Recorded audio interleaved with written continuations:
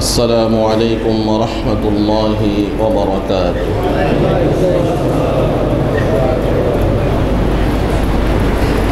نحمده ونستعينه ونستغفره ونؤمن به ونتوكل عليه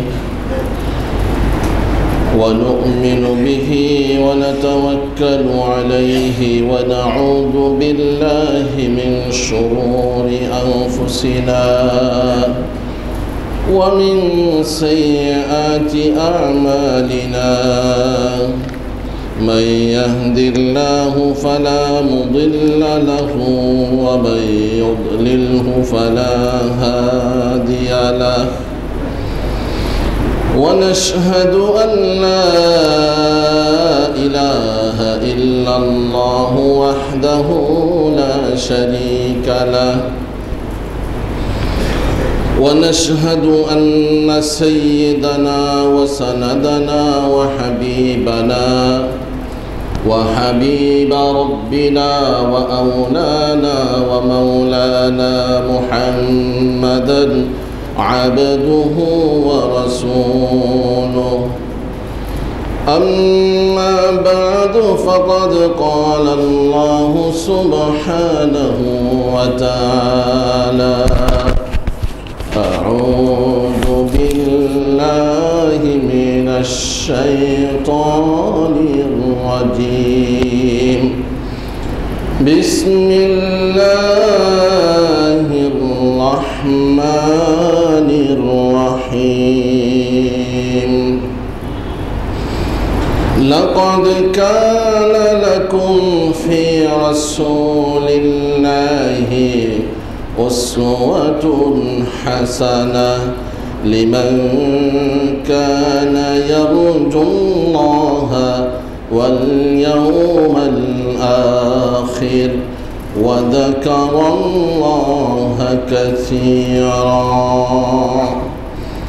إن الله وملائكته يصلون على النبي يا أيها الذين آمنوا صلوا عليه وسلموا تسليما. اللهم صل على محمد وعلى آل محمد كما صليت على إبراهيم وعلى آل إبراهيم إنك حميد مجيد. اللهم بارك على محمد وعلى آل محمد كما باركت على إبراهيم وعلى آل إبراهيم إنك حميد مجيد. سبحانك لا علم لنا إلا ما علمتنا إنك أنت العليم الحكيم. رب اشرح لي صدري ويسر لي أمري واحلل عقدة من لساني يفقه قولي. جزى الله عنا محمدا ما هو أهله. আলহামদুলিল্লাহ। উপস্থিত সম্মানিত মুসল্লিয়ানে কেরাম, হযরত উলামায়ে কেরাম, সর্বস্তরের শিক্ষিত এবং দিনদার পরহেজগার মুত্তাকি ভাইয়েরা, মহান রব্বুল ইজ্জতের দরবারে আমরা শুকরগুজার হচ্ছি। তিনি যে আমাদেরকে সুস্থতার সহিত একটি ফরিযা সলাতুল জুমআ আদায়ের উদ্দেশ্যে মসজিদে যথাসময়ে উপস্থিত হওয়ার জন্য সুযোগ করে দিয়েছেন। সকলে বলি আলহামদুলিল্লাহ। সাথে সাথে সালাত ও সালামের হাদিয়া প্রেরণ করছি সৈয়দুল মুরসালিন শফিউল মুযনিবিন ও রাহমাতুল লিল আলামিন মুহাম্মদুর রাসূলুল্লাহ সাল্লাল্লাহু আলাইহি ওয়াসাল্লামের উপর এবং দোয়া করি, হে প্রভু, আপনি আপনার হাবিবকে জান্নাতের সর্বোচ্চ মাকাম দান করুন। সকলে বলি আমিন। সম্মানিত ভাইয়েরা, আপনারা জানেন বর্তমান সময়ে আরবি যে মাস চলমান, এই মাসের নাম হলো রবিউল আউয়াল। এই মাসের নাম কি? রবিউল আউয়াল। আজকে কত তারিখ যাচ্ছে? 16 তারিখ। গত কয়েকদিন আগে সোমবারে 12 তারিখ গিয়েছিল। আলহামদুলিল্লাহ, নবী প্রেমিকগণ নবীর মোহাব্বত, ভালোবাসা বিভিন্নভাবে প্রকাশ করেছেন। তবে একজন সচেতন মুমিন সব সময় তাকে লক্ষ্য রাখতে হবে যে আমার প্রতিটি কাজ, আমার প্রতিটি আমল যাতে আমার নেকির পাল্লায় ওজন করা হয়, এমন যাতে না হয় আল্লাহর পক্ষ থেকে এই ঘোষণা যাতে না আসে, ফালানুকিমু লাহুম ইয়াউমাল কিয়ামাতি ওয়াজনা, যে বান্দারা আমল তো করেছ, ঠিক আছে, এমন আমল করেছ যে আমল পাল্লায় ওজন দেওয়ার মতো যোগ্যতা রাখে না। তাই আমাদের আমলগুলো এমনভাবে হতে হবে, রাসূলের মোহাব্বত, ভালোবাসা প্রকাশ করা খুবই ভালো, কিন্তু সেটা রাসূলের প্রদর্শিত নিয়ম, রাসূলের বাতানো শেখানো নিয়ম অনুযায়ী, পদ্ধতি অনুযায়ী, সুন্নাহ অনুযায়ী হতে হবে। আমরা এখন থেকে ধারাবাহিকভাবে রাসূলের আদর্শগুলো আপনাদের সামনে তুলে ধরার চেষ্টা করব। আল্লাহ তাআলা আমাদের সকলকে তৌফিক দান করেন, আমিন। শুধু রবিউল আউয়াল মাস আসলেই যে আমরা রাসূলকে নিয়ে আলোচনা করি তা না। আলহামদুলিল্লাহ, মুমিনের প্রতিটি আলোচনায়, মুমিনের প্রতিটি ইবাদতে রাসূলকে স্মরণ করা হয়। কি বলেন, ঠিক কি ঠিক না? মুমিনদের দৈনিক আমল শুরু হয় আজানের মাধ্যমে। আজানের মধ্যেও আল্লাহ তাআলা আল্লাহর নামের সাথে সাথে রাসূলের নামকেও স্মরণ করতে নির্দেশ করে দিয়েছেন। সুবহানাল্লাহ। আরবের কাফেররা যখন বলেছিল মুহাম্মদ সাল্লাল্লাহু আলাইহি ওয়াসাল্লামের সন্তান ইব্রাহিম যখন মারা যায়, তখন তারা বলল এই মুহাম্মদ এক সময় নিঃসন্তান থাকবে। যেহেতু তার কোনো সন্তান, ছেলে সন্তান থাকতেছে না, মারা যাচ্ছে, তাহলে সে নির্বংশ হবে, কেউ তার নাম নেয়ার মতো লোক থাকবে না। বলেন নাউযুবিল্লাহ। আল্লাহ তাআলা বলেন ওয়ারাফা'না লাকা যিকরাক, হে নবী, আমি আপনার সম্মান, আমি আপনার স্মরণকে এত উঁচু করেছি, জান্নাতি যখন জান্নাতে যাবে তো জান্নাতের তোরণ ওই গেটের মধ্যে লেখা আছে লা ইলাহা ইল্লাল্লাহু মুহাম্মাদুর রাসূলুল্লাহ। ওয়ারাফা'না লাকা যিকরাক, আমি তো আপনার স্মরণকে এত সমুন্নত করেছি।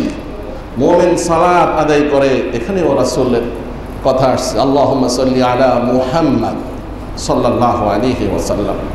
তো আমরা সব সময় রাসূলকে স্মরণ করি, এবং রাসূলকে স্মরণ করা ছাড়া কোনো আমল মুমিনের হতে পারে না। যদি কোনো আমল রাসূলের সুন্নাহ বাদ দিয়ে হয়, সেই আমল আল্লাহর কাছে গ্রহণযোগ্য হবে না। তাই আমাদের উচিত প্রতিটি কাজে রাসূলের সুন্নাতকে গুরুত্ব দিয়ে সুন্নত অনুযায়ী করা। আল্লাহ তাআলা আমাদেরকে কবুল করেন এবং তৌফিক দান করেন, আমিন। আজকে আমরা আলোচনা করব রাসূলের জন্ম এবং রাসূলের জন্মের পূর্বের অবস্থা নিয়ে। কারণ কোন পরিস্থিতিতে রাসূল এসেছেন, এসে কোন পরিস্থিতিকে পরিবর্তন করে এক সোনালী পরিবেশ ক্রিয়েট করেছেন, এটা আমাদের বুঝতে হবে। সেজন্য আইয়ামে জাহিলিয়া, এই জাহিলি যুগ নিয়ে আজকে সংক্ষিপ্তভাবে আমরা আলোচনা করব। গত সপ্তাহেও বলেছিলাম যে জাহিলি যুগ বনাম বর্তমান যুগ আমাদের কম্পেয়ার করা উচিত, যা আসলে জাহিলি যুগে যেই অবস্থাগুলো ছিল, যে যে অন্যায় অপরাধ ছিল, তা কি এই যুগেও কি আছে কিনা? তাহলে আমরা কোন দিক দিয়ে জাহিলি যুগ থেকে শ্রেষ্ঠ যুগে আসলাম? যদি থেকে থাকে তাহলে রাসূল সাল্লাল্লাহু আলাইহি ওয়াসাল্লাম যেইভাবে সে জাহিলি যুগের মানুষগুলোকে সোনার মানুষে রূপান্তরিত করেছেন, আমরাও রাসূলের সেই সুন্নতকে আঁকড়ে ধরে এই যুগেও আমরা আমাদের সেই সমস্ত ভাইদেরকে আমরা সর্বকালের সোনার মানুষে ইনশাআল্লাহ রূপান্তরিত করতে সচেষ্ট হব। আল্লাহ তাআলা আমাদেরকেও তৌফিক দান করেন, আমিন। রাসূলের জন্মের প্রাক্কালে সেই সমাজকে বলা হতো আইয়ামে জাহিলিয়া, মূর্খতার যুগ, জাহালতের যুগ, অজ্ঞতার যুগ, অন্ধকারের যুগ। অন্ধকার যুগ কেন বলা হতো? তখন কি সূর্য উঠতো না? রাত্রিবেলায় কি চাঁদ আলো দিত না? অবশ্যই দিত। তো তারপরেও কেন অন্ধকার যুগ বলা হতো? এই জন্য তাদের মধ্যে বিদ্যা ছিল, জ্ঞান ছিল, কিন্তু ঐশী জ্ঞান, সেই আসমানি ইলম, আল্লাহ প্রদত্ত জ্ঞান তারা ভুলে গিয়েছে। আল্লাহ প্রদত্ত জ্ঞান অনুযায়ী, ইলম অনুযায়ী, দর্শন অনুযায়ী তারা নিজেরা চলতো না, সমাজকে পরিচালিত করত না। বিদায় তাদেরকে আখ্যায়িত করা হয়েছে জাহিলি যুগ হিসেবে, সর্বকালের মূর্খ যুগ হিসেবে। আপনারা জানেন সেই যুগ একদিকে ছিল সাহিত্যের সর্বোচ্চ যুগ। আপনারা জানেন সকল নবীকে যখন এই পৃথিবীতে পাঠানো হয়, তখন ওই পৃথিবীতে যেই জিনিসটা সবচেয়ে বেশি প্রাধান্য পায়, মানুষের সমাজে, মানুষের মাঝে যেই জিনিসটার প্রায়োরিটি সবচেয়ে বেশি, যেই জিনিসটা বেশি মানুষ গ্রহণ করে, প্রাধান্য দেয়, সেই বিষয়ে সর্বোচ্চ যোগ্যতা দিয়ে আল্লাহ তাআলা নবী পাঠান। হযরত মূসা আলাইহিস সালামকে পাঠিয়েছেন ওই যুগে, যেই যুগে মানুষ জাদুবিদ্যায় সর্বোচ্চ বিদ্যা তাদের মধ্যে ছিল। আল্লাহ তাআলা মূসা আলাইহিস সালামকে এমন এক জাদুবিদ্যা দিয়ে পাঠিয়েছেন, সেই যুগের ৭০,০০০ জাদুঘরের জাদুকে মুহূর্তের মধ্যে মূসা আলাইহিস সালামের এক লাঠি মুহূর্তের মধ্যে গ্রাস করে নেয়। বলেন সুবহানাল্লাহ। ঈসা আলাইহিস সালামের যুগে মানুষের মধ্যে ডাক্তারি বিজ্ঞান সবচেয়ে বেশি ছিল, কিন্তু একজন ডাক্তার যত বড় ডাক্তারই হোক না কেন, একজন মৃত মানুষকে জীবিত করতে পারে না। আল্লাহ তাআলা হযরত ঈসা আলাইহিস সালামকে ডাক্তারি বিদ্যায় এত বেশি পারদর্শী করে পাঠিয়েছেন, তিনি আল্লাহর নাম নিয়ে যখন বলতেন কুম বিইজনিল্লাহ, হে মাইয়াত, হে মৃত, আল্লাহর নামে তুমি দাঁড়িয়ে যাও, মুহূর্তের মধ্যে সে দাঁড়িয়ে যেত। সুবহানাল্লাহ। তেমনি ভাবে আল্লাহ তাআলা মুহাম্মাদুর রাসূলুল্লাহ সাল্লাল্লাহু আলাইহি ওয়াসাল্লামকে এমন এক যুগে পাঠিয়েছেন, যেই যুগের মানুষ সাহিত্য চর্চা করত, সর্বোচ্চ সাহিত্যিক যারা ছিল। এখন কথা হলো, এত বড় সাহিত্যিকতার যুগকে কেন আবার অন্ধকারের যুগ বলা হতো? এটা হলো বোঝার বিষয়। তাদের সাহিত্যিকতা কেমন ছিল? কবি আমরুল কাইসের মতো এরকম শত শত বড় বড় কবি ছিল, যাদের কবিতা বর্তমান যুগেও বিভিন্ন বিশ্ববিদ্যালয়ের অ্যারাবিক ডিপার্টমেন্টে পাঠদান করা হয়। তারা যখন কোনো কবিতা লিখত, সমসাময়িক সকলের উপরে যখন এটা শ্রেষ্ঠত্ব লাভ করত, তখন এটার একটা সম্মান দেওয়া হতো। এটাকে আপনার সুন্দর করে কাবার গিলাফের সাথে ঝুলে দেওয়া হতো। এই ধরনের 7টি প্রসিদ্ধ কবিতা আছে, যাকে বলা হয় সাবউল মুআল্লাকাত, 7টি ঝুলন্ত কবিতা। তাহলে এত শিক্ষিত যুগকে কেন অশিক্ষিতর যুগ বলা হয়? যেই শিক্ষা তাদের মধ্যে ছিল, সেই শিক্ষা ছিল মানবিক, মানবরচিত শিক্ষা, আসমানি শিক্ষা তাদের মধ্যে ছিল না। মুহতারাম দিনী ভাইরা, এই যুগেও মানুষ সাহিত্যিকতা শিখতে হলে সেই যুগের সাহিত্যিকদের সাহিত্য পড়তে হয়। ঢাকা ইউনিভার্সিটির অ্যারাবিক ডিপার্টমেন্টেও এই ইমরুল কায়েস লাবিদের আপনার কবিতা এগুলো পড়ানো হয়, আমরাও পড়ছি। মুহতারাম দিনী ভাইরা, তো বলার উদ্দেশ্য হলো, কেন এই এত বড় শিক্ষিত সমাজ, সাহিত্যিকতার সর্বোচ্চ যুগ, তাকে কেন মূর্খতার যুগ বলা হয়? আমরা গবেষণা করে দেখি, কোরআন হাদিস এবং ইতিহাস তাফসির চর্চা করে দেখি, মৌলিকভাবে কয়েকটি জিনিস তাদের মধ্যে ছিল বিধায় তাদেরকে অন্ধকার আচ্ছন্ন যুগ আইয়ামে জাহিলিয়া বলা হয়। এক নম্বর কারণ ছিল যে রব তাদেরকে সৃষ্টি করেছেন এই রবের প্রতি শিরক মুক্ত ঈমান এটা তাদের মধ্যে ছিল না। দুই নম্বর প্রথা ছিল সুদ প্রথা।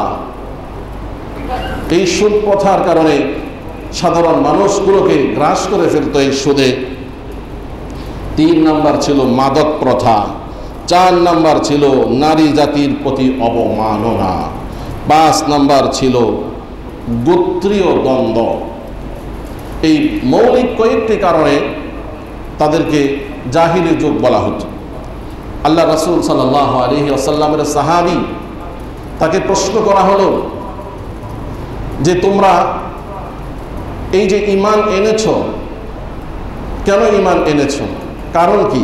তখন তিনি বললেন, কুন্না কওমান আহলাল জাহিলিয়া, আমরা ছিলাম এমন এক সম্প্রদায় যারা ছিলাম মূর্খ। না'বুদুল আসনাম, আমরা মূর্তি পূজা করতাম। ওয়া নাকুলুল মাইতা, আর আমরা মৃত প্রাণী খেতাম। ওয়া নাতিল ফাওয়াহিশ, যত অশ্লীল কাজ আছে সকল অশ্লীল কাজ আমরা করতাম। ওয়া নাকাতুল আরহাম, আত্মীয়তার সম্পর্ক বিচ্ছেদ করতাম। ওয়া নুসিল জিওয়ার, আর প্রতিবেশীকে সর্বোচ্চ কষ্ট দিতাম। ওয়া ইয়াকুলুল কাবিয়্যু মিনাজ যায়ীফ, আর আমাদের মধ্যে যারা শক্তিশালী ছিল তারা দুর্বলদেরকে গ্রাস করে ফেলত। তাহলে আমরা দেখি এই সমস্যাগুলো কি আমাদের সমাজে আছে কিনা। মূর্তি পূজা, আমরা এটার ব্যাখ্যা করলে বোঝা যায় অনেক ঈমানদারেরাও এই ধরনের কোনো কাজে লিপ্ত থাকে। ওয়া নাকুলুল মাইতা, আমরা মৃত প্রাণী খেতাম, হারাম জিনিস আমরা খেতাম। ওয়া নাতিল ফাওয়াহিশ, সব ধরনের অশ্লীল কাজে লিপ্ত ছিলাম। ওয়া নাকাতুল আরহাম, আমরা রেহেম সেলাই রেহেমি করতাম না, অর্থাৎ আত্মীয়তার সম্পর্ক নষ্ট করতাম, প্রতিবেশীকে কষ্ট দিতাম। আমাদের সমাজে কি আত্মীয়তার সম্পর্ক বিচ্ছেদ করা হচ্ছে না? অবশ্যই হচ্ছে। প্রতিবেশীকে কষ্ট দেওয়া হচ্ছে না? অবশ্যই হচ্ছে। ইয়াকুলুল কাবিয়্যু মিনাজ যায়ীফ, একজন শক্তিশালী সে যে দুর্বল তার উপরে আক্রমণ করে। আমাদের সমাজে এই প্রথা কি আছে? আছে। যে শারীরিকভাবে শক্তিশালী সে শারীরিকভাবে যে দুর্বল তার উপরে জুলুম করে। যে অর্থনৈতিকভাবে শক্তিশালী সে অর্থনৈতিকভাবে যে দুর্বল তার উপরে শক্তি প্রয়োগ করে, জুলুম করে। যে রাজনৈতিকভাবে শক্তিশালী সে রাজনৈতিকভাবে যে দুর্বল তার উপরে শক্তি প্রয়োগ করে, জুলুম করে। এগুলো জাহিলি যুগের প্রথা ছিল। মুহতারাম দিনী ভাইয়েরা, আসুন আমরা এর মধ্য থেকে একটি প্রথা, যেটা হলো নারী জাতির প্রতি অবমাননা, এই বিষয়ে একটু আলোকপাত করি। নারী জাতির কি অবস্থা ছিল সেই যুগে? রব্বুল আলামিন কোরআনুল কারীমে কয়েকটি আয়াত নাজিল করে সেই জাহিলি যুগের অবস্থা তুলে ধরেছেন। এক, ওয়া ইদাল মাউউদাতু সুইলাত বিআইয়ি যামবিন কুতিলাত, আর তাদেরকে প্রশ্ন করা হবে যাদেরকে মৃত অবস্থায় কবরে পুঁতে রাখা হতো, তাদেরকে প্রশ্ন করা হবে কি কারণে তোমাদেরকে হত্যা করা হয়েছে। মৃত সন্তান, বিশেষ করে কন্যা সন্তানদেরকে মাটিতে পুঁতে রাখা হতো। কোরআনুল কারীমের সূরা নাহলের 57, 58, 59 নম্বর আয়াতে আল্লাহ বলেন, وَيَجْعَلُونَ لِلَّهِ الْبَنَاتِ سُبْحَانَهُ وَتَعَالَى عَمَّا يُشْرِكُونَ وَيَجْعَلُونَ لِلَّهِ الْبَنَاتِ سُبْحَانَهُ وَلَهُم مَّا يَشْتَهُونَ। কন্যা সন্তানদেরকে তারা তিনটি কারণে হত্যা করত। একটা কারণ ছিল তাদের ধর্মীয় বিশ্বাস ছিল যে কন্যা সন্তান এরা হলো আল্লাহর সন্তান, বলেন নাউজুবিল্লাহ। তাদের একটা বিশ্বাস ছিল ফেরেশতাগণ তারা সবাই কন্যা, তো ফেরেশতারা কন্যা, এদের বিচার অনুযায়ী ফেরেশতাদেরকে আল্লাহর বানাত, মেয়ে বলে তারা সম্বোধন করে। এখন সমাজে এরা যেহেতু মেয়ে, এজন্য বলে যে এই মেয়ে জাতি, এটা ফেরেশতাদের সাথে মিল আছে, সুতরাং এটা আল্লাহর সন্তান, অতএব আমরা তাদেরকে এই কবর দেওয়ার মাধ্যমে আল্লাহর কাছে সুপর্দ করছি, বলেন নাউজুবিল্লাহ। আমাদের সমাজে কোনো জাতি ধর্মে, বিশেষ করে হিন্দু ধর্মেও একটি প্রথা এরকম পাওয়া যায় যে কোনো নারী যখন বিধবা হয়ে যায় তখন স্বামীর সাথে তাকেও সতীদাহ প্রথা অনুযায়ী ওই জীবন্ত অবস্থায় পুড়ে তাকে স্বামীর সাথে মাটিতে পুঁতে রাখা হয়, বলেন নাউজুবিল্লাহ। এই বিশ্বাস সে আরবের মুশরিকদের কাছ থেকে আসছে, এবং এটাকে তারা কোনো অপরাধও মনে করে না। একটা অন্যায়কে যদি মানুষ অন্যায় মনে করে তখন সেটা করতে তার শরীর শিহরিয়ে ওঠে, সে একটু ভাবে আমি কি অন্যায় করব কি না। কিন্তু যখন অন্যায়কে অন্যায় মনে না করে, নেকির কাজ মনে করে, তো সেখানে তো দ্বিধা করার প্রশ্নই ওঠে না। তারা মনে করে এটা ইবাদত, যে যার জিনিস তার কাছে সেন্ড করে দিচ্ছে, পাঠিয়ে দিচ্ছে। এই একটি ধর্মীয় বিশ্বাস থেকে এই কাজটি তারা করত। আরেকটি বিশ্বাস হলো তাদের কাছে এই কন্যা জাতিকে বোঝা মনে হতো, যে তারা তো কোনো ইনকাম করতে পারে না, কোনো আর্ন করতে পারে না, সুতরাং এই অভাবে তাদেরকে হত্যা করা হতো। আরেকটি কারণ ছিল সামাজিক প্রথা, কি সমাজে সামাজিকভাবে মহিলাদেরকে খারাপ জানত। একজন পুরুষ সে অপমান বোধ করত যে আমার ঘরে কন্যা সন্তান থাকবে, আমি এটাকে লালন পালন করব, বড় করব, আবার এই কন্যাকে আমি পাত্রস্থ করব, এটা সবচেয়ে বড় অপমানজনক বিষয় তাদের সমাজে ছিল। আল্লাহ তাআলা এই কথাগুলো কোরআনে পরিষ্কারভাবে তুলে ধরেছেন। কেন তুলে ধরেছেন? আমাদের সমাজে যাতে এই ধরনের ব্যাড ক্যারেক্টার যাতে না আসে। আল্লাহ তাআলা বলেন, وَإِذَا بُشِّرَ أَحَدُهُم بِالْأُنثَى, যখন তাদের কাউকে কন্যা সন্তান হওয়ার সুসংবাদ দেওয়া হয়, ظَلَّ وَجْهُهُ مُسْوَدًّا وَهُوَ كَظِيمٌ, কন্যা সন্তান হয়েছে শুনলে সাথে সাথে চেহারা মলিন হয়ে যায়, কালো হয়ে যায়, বলেন নাউজুবিল্লাহ। وَهُوَ كَظِيمٌ, এর অর্থ হলো সে রাগান্বিত হয় আর নিরুপায় হয়ে সাময়িকভাবে রাগকে সে সংবরণ করে, হজম করে। কেন?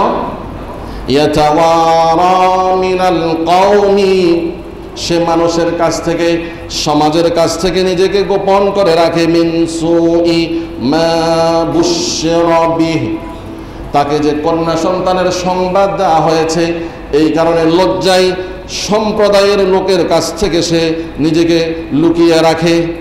তারপরে সে ভাবতে থাকে আয়ুমসিকুহু আলা হুনিন আম ইয়াদুসসুহু ফিত তুরাব, সে ভাবে আমি কি তাকে রেখে দেব নাকি মাটিতে পুঁতে তাকে শেষ করে দিব।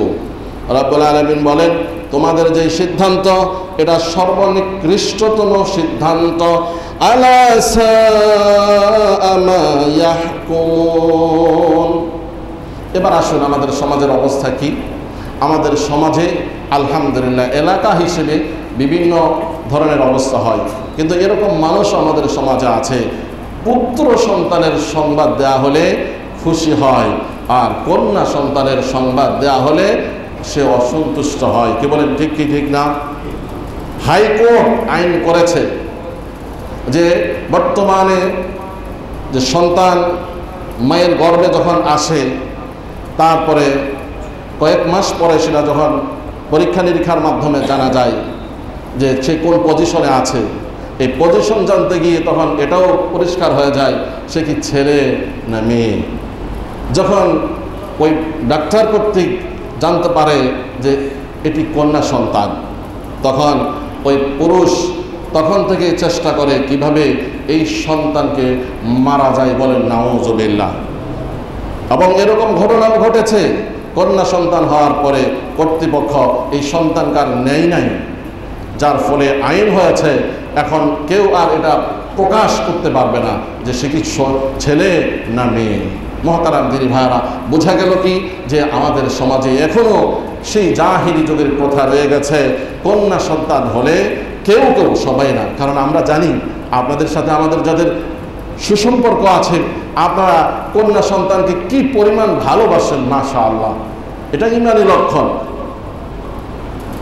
একজন ছেলে আর মেয়ের মধ্যে আমি কখনো এই সমাজের কাউকে পার্থক্য করতে দেখিনি, আলহামদুলিল্লাহ।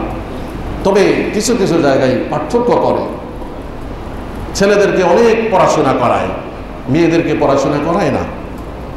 এটা একজন আদর্শ পিতা, এটা ইনসাফ হবে না। আপনি ছেলের জন্য যা করবেন মেয়ের জন্য তাই করতে হবে। ছেলেদেরকে শিক্ষিত করবেন, এই ছেলে শিক্ষিত হয়ে আপনার হাল ধরবে, আর মেয়েকে শিক্ষিত করে লাভ কি? সে তো বিবাহ দেওয়ার পরে স্বামীর ঘরে চলে যাবে। না, এই মেয়ে আপনার বিরুদ্ধে কাল কিয়ামতে আল্লাহর কাঠ গড়ায় অভিযোগ করবে। ছেলে এবং মেয়ের মধ্যে বৈষম্য করা যাবে না।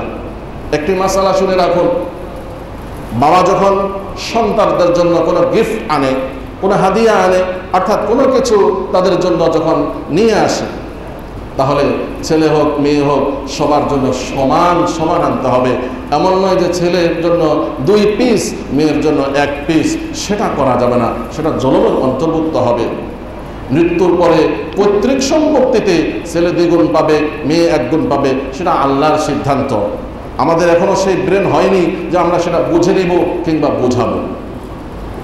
মহতারাম দিনী ভাইরা, তো এই অবস্থা ছিল মানুষের সমাজের যখন কন্যা সন্তান কথা বলা হতো। হাদিসে আসছে, রাসূল সাল্লাল্লাহু আলাইহি ওয়াসাল্লাম বলেন, যেই লোকের প্রথম মান বাক্কারা বিল উনসা, যেই লোকের প্রথম সন্তান কন্যা সন্তান হবে সে সৌভাগ্যবান। বলেন সুবহানাল্লাহ। রাসূল বলেছেন, যেই বাবা মা 3 জন কন্যা সন্তানকে লালন পালন করে পাত্রস্থ করবে, বিবাহ দিবে, আর তারা যদি দিন অনুযায়ী চলতে পারে, আল্লাহ তাআলা এই 3 জন কন্যা সন্তানের লালন পালনের বরকতে ওই পিতা মাতাকে জান্নাত দান করবেন। সুবহানাল্লাহ। একজন সাহাবীর 2 জন কন্যা ছিল, তিনি বললেন, ইয়া রাসূলুল্লাহ, যদি 2 জন কন্যা সন্তান থাকে, রাসূল বললেন, 2 জনও যদি কেউ লালন পালন করে আল্লাহ তাআলা তাকেও জান্নাত দান করবেন। সুবহানাল্লাহ। আমার ভাইয়েরা, আল্লাহ রাসূল সাল্লাল্লাহু আলাইহি ওয়াসাল্লাম এসে সমাজের বৈষম্য কিভাবে দূর করেছেন। নারী জাতি যেখানে নিগৃহীত ছিল, নারী জাতি সর্বোচ্চ লাঞ্ছিত ছিল, অপমানিত ছিল, সেই নারী জাতির সম্মান কিভাবে বৃদ্ধি করেছেন। বলেন সুবহানাল্লাহ। আবার আজকের সমাজে আমাদের কিছু কিছু ভাইয়েরা ইসলামের এই দর্শন না জানার কারণে, না বুঝার কারণে তারা বলে থাকে যে ইসলাম মহিলাদের সাথে বৈষম্যমূলক আচরণ করে। বলে নাউযুবিল্লাহ। ইসলাম সব সময় সমতার কথা বলে আসছে। বৈষম্য বিরোধী আন্দোলন সর্বপ্রথম মুহাম্মদুর রাসূলুল্লাহ সাল্লাল্লাহু আলাইহি ওয়াসাল্লাম শুরু করেছেন। মুহতারাম দিনী ভাইয়েরা, তো বলছিলাম এইভাবে তারা সন্তানকে হত্যা করত। একজন সাহাবী রাসূলুল্লাহ সাল্লাল্লাহু আলাইহি ওয়াসাল্লামের কাছে আসলে সব সময় মাথা নিচু করে দিয়ে লজ্জিত অবস্থায় বসে থাকতেন। রাসূল এক সময় জিজ্ঞাসা করলেন, হে আমার সাহাবী, কি ব্যাপার? তুমি আমার সামনে আসলে দেখি খুব চিন্তিত, টেনশন ফিল করো, ব্যাপারটা কি? কোনো সমস্যা হয়েছে?